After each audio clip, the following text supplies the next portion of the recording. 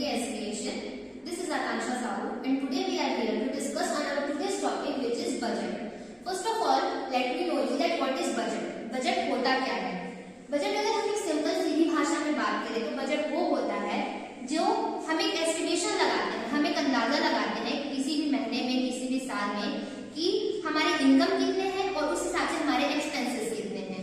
अगर हम घर की बात करें तो हमारे घर में, आपके घर में, हम सभी के घर में हमारी जो मम्मियाँ होती हैं, जो पापा होते हैं, जो भी कोई बजट बनाता है तो उस बजट को जो घर के लिए बनाया जाता है उसको बोलते हैं फैमिली बजट. जैसे कि ये बजट तो बात है ये घर के लिए. अगर हम बात करें कि पूरे एक कंट्री के लिए, तो पूरे एक कंट्री के लिए जो बजट बनाया जाता है वो बनाया जाता है किसी भी कंट्री के फाइनेंस मिनिस्टर के द्वारा. और हमारी कंट्री, जैसे कि अब हमारी कंट्री की बात करें तो हमारी कंट्री की जो फाइनेंस मिनिस्टर है वो है मिस निर्मला सीतारमण. तो जैसे कि हम बजट की बात करते हैं तो बजट जो है वो हर महीने, हर साल में ही फरवरी मंथ में लाया जाता है.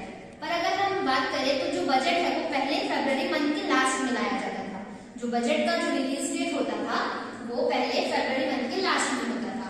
बट अब जब हम बात करें तो अब जो बजट हमारा प्रेजेंट होता है वो फरवरी के स्टार्टिंग में हो जाता है which is 1st of February.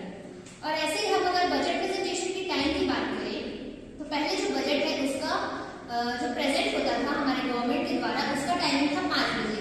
But अब इस टाइम को कर दिया गया है सुबह का 11 बजे. इसके पीछे भी एक रीजन है. रीजन ये है कि बजट जो हम रिलीज करते थे हमारी कंट्री का, उस बजट को जो हमारे फॉरेन कंट्रीज हैं वहां के जो मेंबर्स होते थे, पीपल्स होते थे, गवर्नमेंट्स होते थे, वो भी हमारे बजट को देखा करते थे. तो हमारे कंट्री के लोगों का मानना ये था कि अगर हम बजट को शाम को 5 बजे पेश करेंगे तो उस हिसाब से अगर हम फॉरेन कंट्रीज का अंदाजा लगाए तो वहां की टाइमिंग में भी सुबह की 11, 12, 1 ऐसे ही कुछ नहीं होंगी, जिस वजह से हमारे बजट का टाइमिंग 5 बजे किया गया था. बट जब अटल जी की सरकार आई, अटल बिहारी वाजपेयी जी की जब सरकार आई तो उन्होंने ये सोचा कि हम हमारे कंट्री का बजट दूसरे कंट्री के लोगों के हिसाब से क्यों हम अपना प्रेजेंट करें. हम हमारे कंट्री का बजट हमारे अपने हिसाब से हम प्रेजेंट करेंगे. हम ऐसा क्यों करें कि इस टाइम में हम प्रेजेंट करें कि वहां के लोग भी देख पाए. ऐसे में तो ये गलत है क्योंकि बजट जो है वो हमारी कंट्री का है. तो इसका जो प्रेजेंटेशन टाइम है वो हमारे कंट्री के लोगों के हिसाब से होना चाहिए. जिस वजह से बजट का जो टाइमिंग है प्रेजेंट करने का अब उसे शाम के 5 बजे से लेकर सुबह के 11 बजे कर दी गई है. इसी तरह अब हम बात करते हैं कि बजट कितने टाइप से होते हैं. अब चाहे बजट हमारी फैमिली का हो, पर्सनल हो या फिर कंट्री का हो, कोई भी बजट जो होता है वो 2 टाइप्स का होता है. फर्स्ट होता है बैलेंस बजट और सेकंड होता है अनबैलेंस बजट. बैलेंस बजट की अगर हम बात करें तो बैलेंस बजट वो कहलाता है जहां पे जो रेवेन्यू मतलब की जो इनकम होते हैं वो एक्सपेंसेस के इक्वल होते हैं. और जो अनबैलेंस बजट इसका मतलब तो आप समझ ही गए होंगे कि जहां पे रेवेन्यू इनकम के इक्वल नहीं होता है. तो चलिए बात करते हैं कि हम बैलेंस बजट का एक एग्जांपल लेके चलते हैं. हम हमारे घर की एक एग्जांपल लेके चलते हैं कि मान लीजिए किसी भी एक घर का जो इनकम है वो है 10,000, ठीक है, और उसका जो एक्सपेंसेस है वो भी है 10,000. तो ये एग्जांपल हो गया बैलेंस बजट का. अब वैसे हम एक कंट्री का भी लेके चलते हैं कि किसी भी कंट्री की मान लीजिए 10,000 करोड़ रेवेन्यू है, इनकम है, और उसकी एक्सपेंसेस भी जो है वो 10,000 करोड़ है. तो इसका मतलब उस कंट्री का जो बजट है वो बैलेंस बजट है. हालांकि अगर हम हमारी इंडिया की बात करें तो ऐसा कभी नहीं हुआ कि हमारे कंट्री का जो बजट है वो बैलेंस रहा और ना ही सरप्लस रहा. हमारे कंट्री का बजट हमेशा ही डेफिसिट में ही गया है. ठीक है, ये तो बात होगी बैलेंस बजट की. अब अगर हम बात करें अनबैलेंस बजट की तो उसके भी 2 टाइप्स होते हैं. फर्स्ट होता है सरप्लस, सेकंड होता है डेफिसिट. अब सरप्लस मतलब ये तो कॉमन सी भाषा है कि सरप्लस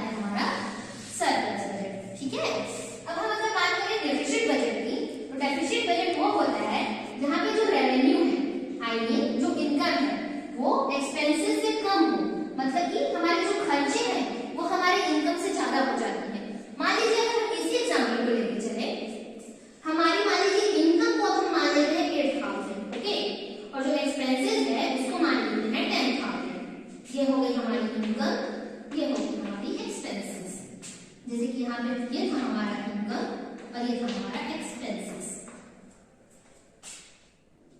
तो अब हम यहाँ पे देख सकते हैं कि यहाँ पे जो डिफरेंस है, यहाँ पे भी 2000 से डिफरेंस है, बट यहाँ पे जो हमारी इनकम है वो 8000 है और जो एक्सपेंस यानी कि जो खर्चे हैं घर के वो हो जाते हैं 10,000 और जो इनकम है वो 8000। तो यहाँ पे जो 2000 हमारा एक्स्ट्रा हो रहा है इसको बोलते हैं डेफिसिट। इसका मतलब हमारी जो इनकम है वो तो कम है बट हमारे जो खर्चे हैं वो इनकम को भी क्रॉस कर चुके हैं। तो ये जो 2000 बच रहा है ये कहलाता है डेफिसिट और इस टाइप से बजट को कहते हैं डेफिसिट बजट। आई होप आपको इतना तो समझ में आ ही गया होगा। तो हमने अभी तक हमारे टॉपिक्स में से जो कवर किया है, पहले तो मैंने आपको बजट बता दिया कि बजट होता क्या है। जो भी हमारी एस्टिमेशन होती है हमारे मंथली जो कि एक्सपेंसेस इनकम है उसको लेकर, वो होते हैं हमारे बजट। उसके बाद मैंने आपको एक्सप्लेन किया टाइप्स ऑफ बजट कि बजट के कितने टाइप्स होते हैं। तो जैसा कि मैंने बताया कि बजट के 2 टाइप्स होते हैं, एक तो बैलेंस, एक अनबैलेंस। बैलेंस की बात करें तो सिंपल सीधी भाषा में देखा जाए तो बैलेंस बजट वो होता है जहाँ पे हमारे जो इनकम एक्सपेंसेस के इक्वल होते हैं, मतलब यहाँ पे ना तो सरप्लस होता है ना तो डेफिसिट होता है। और अगर अनबैलेंस की बात करें तो वहां पे 2 होते हैं, एक तो होता है सरप्लस, एक होता है डेफिसिट। सरप्लस वो जहाँ पे हमारे पास सेविंग्स हो, हमारे हाथ में पैसे बचे, हमारे पास पैसे बचे, वहां पे होता है सरप्लस बजट। दूसरी बात करें तो डेफिसिट बजट वो जहाँ पे हमारे जो इनकम है वो हमारे एक्सपेंसेस को क्रॉस कर लेते हैं। ओके, तो अगर हम देखें तो इसमें कुछ केसेस अराइज होते हैं, डेफिसिट बजट में कुछ केसेस अराइज होते हैं। जैसे कि इसका हम कुछ केस ले सकते हैं, जैसे कि अब हमारी मान लीजिए इनकम है 8000, अब हमारे खर्चे हो गए 10,000। तो अगर हम इनकम से देखें तो हमारे पास जो 2000 एक्स्ट्रा हो रहा है हम उसको कहाँ से लाएंगे, है ना, ये क्वेश्चन अराइज होता है। तो इसमें मतलब हम देखें जैसे कुछ ऑप्शंस रहते हैं, जैसे कि बोरोइंग्स, हम किसी से उधार ले सकते हैं पैसे, हम लोन ले सकते हैं, और ऐसे कुछ और तरीके हैं जो डेफिसिट बजट में अराइज होते हैं वो केसेस। और इसके बाद हमारी नेक्स्ट टॉपिक जो है वो है यूनियन बजट। यूनियन बजट को हम एक और वर्ड के नाम से जानते हैं जो कि होता है नेशनल बजट। तो जैसा कि मैंने बताया कि बजट, तो अब हम बात करेंगे यूनियन बजट। यूनियन बजट वो होता है जो एक कंट्री के लिए बनाया जाता है। जैसे कि हमारा कंट्री है इंडिया, तो हमारे इंडिया में हमारे जो बजट प्रिपेयर किया जाता है कि हमारी कंट्री में कितने रिसीट्स हैं, कितने एक्सपेंसेस हैं, कितने डेट्स हैं हमारी कंट्री के जो हमको अदर कंट्रीज को पे करना है, जिससे हमने मे भी पास्ट में कभी लिया होगा, अगर हमको कभी यूज हुआ होगा। तो बात करेंगे हम यूनियन बजट की। तो यूनियन बजट वही होता है कि जो बजट हमारे जो घर के लिए मतलब प्रिपेयर करते हैं उसको कहते हैं फैमिली बजट। बट अगर हम बात करें कंट्री के बेसिस पे तो वो हो जाता है हमारा यूनियन बजट। तो इससे रिलेटेड कुछ और टॉपिक्स हम देख लेते हैं। जैसे कि यूनियन बजट को प्रिपेयर करने का प्रोसेस होता है जिसके 6 प्रोसेस है। तो मैं इसकी 6 प्रोसेस को लिख देती हूँ पहले। तो इसकी फर्स्ट प्रोसेस है issuance of surplus to all ministers. Sorry, that is not surplus, that is circular. Insurance of circular to all ministers। इसका जो सेकेंड स्टेप है वो है consultation on proposal received.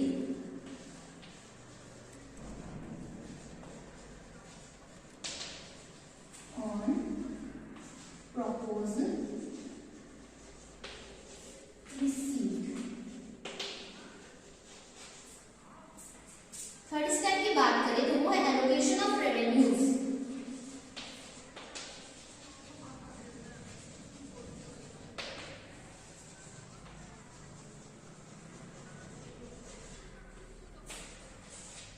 Fourth step जो है वो है हमारा बजट प्रिंटिंग।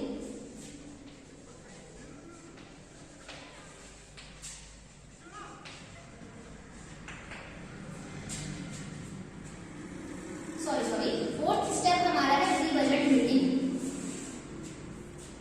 फोर्थ स्टेप है प्री बजट मीटिंग। फिफ्थ है हमारा बजट प्रिंटिंग।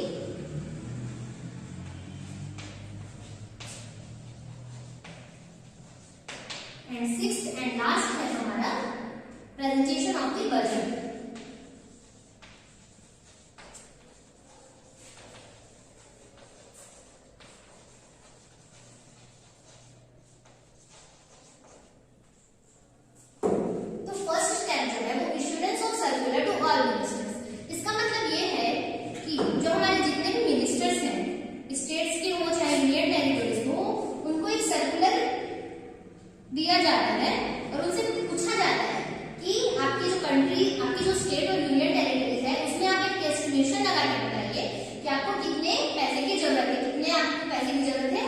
और कितने आपके एक्सपेंसेस हैं आने वाले अपकमिंग ईयर्स के लिए।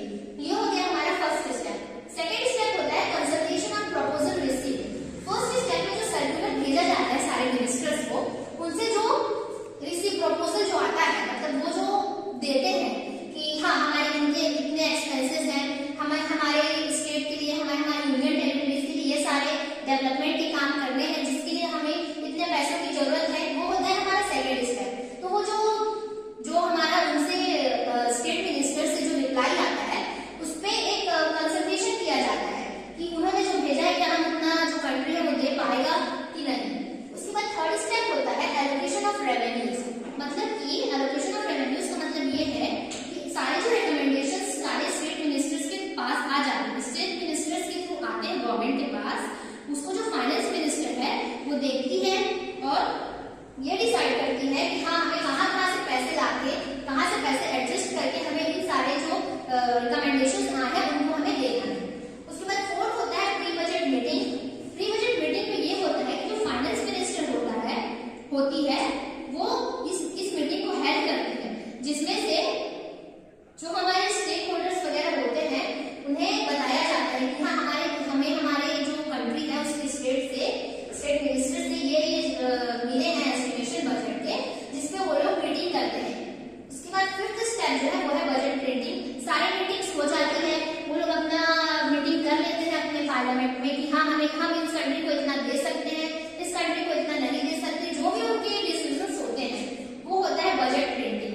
बजट प्रिंटिंग में ही एक सेरेमनी होती है जिसको बोलते हैं हलवा सेरेमनी। जैसे कि हम जानते हैं कि हमारे हिंदू में यह मान्यता है कि किसी भी अच्छे काम की शुरुआत मीठे से होती है, वैसे यहाँ की जो बजट प्रिंटिंग है ये हमारे जो कंट्री है उसकी अपकमिंग ईयर्स के लिए एक एस्टिमेशन है कि हाँ हम इतना एक्सपेंस करेंगे, इतना डेवलप करेंगे, हमारे पास इतने इनकम है इस अपकमिंग ईयर के लिए और हमें इतने एक्सपेंसेस करने हैं, तो वो होता है बजट प्रिंटिंग। तो जैसा कि मैंने बताया कि बजट प्रिंट होने के समय एक सेरेमनी होती है, हलवा सेरेमनी, जो कि हमारे पार्लियामेंट में किया जाता है। उसके बाद सिक्स्थ स्टेप जो है वो है प्रेजेंटेशन ऑफ बजट। इसका मतलब जब सारे सेरेमनीज हो गए, मीटिंग्स हो गए, उसके बाद जो बजट होता है अपकमिंग ईयर का वो प्रेजेंट कर दिया जाता है। तो अगर हम बात करें तो जब तक 2016 तक जो बजट था वो प्रिपेयर होता था फरवरी मंथ के लास्ट में 28 में, बट आफ्टर 2016 मतलब कि 2017 से 2017 से जो बजट जो है वो हर साल 1 फरवरी में रिलीज होना स्टार्ट हो गया है। तो ये तो बात होगी हमारे प्रोसेस ऑफ यूनियन बजट। अब हम बात करते हैं कि कुछ फैक्ट्स कि जो बजट है उससे कुछ फैक्ट्स, जैसे कि मैं एग्जांपल देती हूँ कि फर्स्ट टाइम बजट किसने प्रिपेयर किया, किसने सबसे ज्यादा टाइम प्रेजेंट किया, ये सारी बातें होंगी हमारी some facts about budget printing में।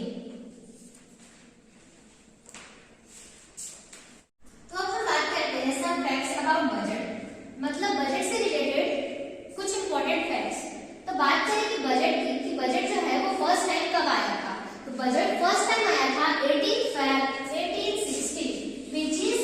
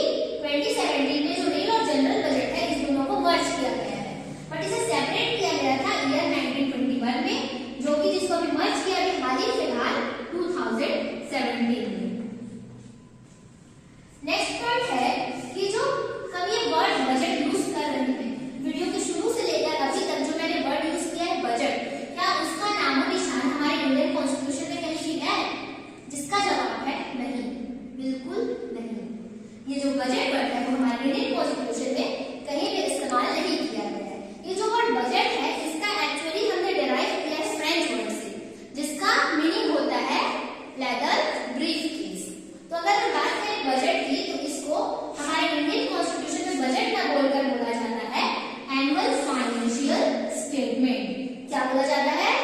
एनुअल फाइनेंशियल स्टेटमेंट, जो कि है इंडियन कॉन्स्टिट्यूशन के आर्टिकल नंबर 112 आर्टिकल के अंदर बजट का, आई मीन टू से बजट का नहीं, इस बजट वर्ड का एनुअल फाइनेंशियल स्टेटमेंट के नाम से हमारे कॉन्स्टिट्यूशन में मेंशन है। ठीक है, इससे कुछ पॉइंट्स और हैं जो कि इस बोर्ड में नहीं आ पाया, तो उसे मैंने अपने कॉपी में ही नोट डाउन कर लिया है। तो अगर एक और स्टेप की बात करें तो जो ये जो 1955 और 1956 का जो टाइम था, उसके पहले जो बजट है वो हमारे कंट्री का वो आता था इंग्लिश लैंग्वेज में। इसके पीछे का रीजन एक ये भी था कि हमारा जो कंट्री इंडिया है वो मैक्स टू मैक्स 200 इयर्स तक तो ब्रिटिशर्स के अंडर कंट्रोल में था, जिस वजह से उसी समय से लेकर ये मतलब एक कस्टम टाइप से हो गया था कि हमारा जो बजट है वो सिर्फ इंग्लिश लैंग्वेज में आएगा। बट आफ्टर 1955-1956 हमारा जो बजट है वो हिंदी इंग्लिश दोनों ही लैंग्वेजेस में आता है। इसके बाद बात करें कि जो बजट है वो सबसे ज्यादा मैक्सिमम टाइम्स किसके द्वारा पेश किया गया है, तो वो है मिस्टर मोरारजी देसाई जी, जिन्होंने अब तक के हमारे रिकॉर्ड में सबसे मैक्सिमम टाइम्स बजट प्रेजेंट किया है, और जो कि है 10 टाइम्स। कितने टाइम्स? 10 टाइम्स। उसके बाद बात करें कि जो हमारा बजट जो प्रेजेंट होता है हमारे पार्लियामेंट में, उसका टाइमिंग क्या है, कि मतलब कितने टाइम तक हम कितने टाइम तक इसको प्रेजेंट कर सकते हैं। तो एवरेज अगर ड्यूरेशन देखा जाए तो 2021 के अकॉर्डिंग 1.5 to 2 आवर्स है। बट जो हमारी निर्मला सीतारमण जी है, उन्होंने इस रिकॉर्ड को ब्रेक करते हुए अभी जो प्रेजेंट किया है बजट, उसका टाइमिंग था 2 hours and 40 minutes, जो कि इस सारे रिकॉर्ड को ब्रेक करते हुए लॉन्गेस्ट टर्म ऑफ ड्यूरेशन है हमारे कंट्री का। तो इसी के साथ मैं उम्मीद करती हूँ कि ये जो टॉपिक है बजट जो आज हमने डिस्कस किया है, ये आप सबको क्रिस्टल क्लियर है। And that's all for today.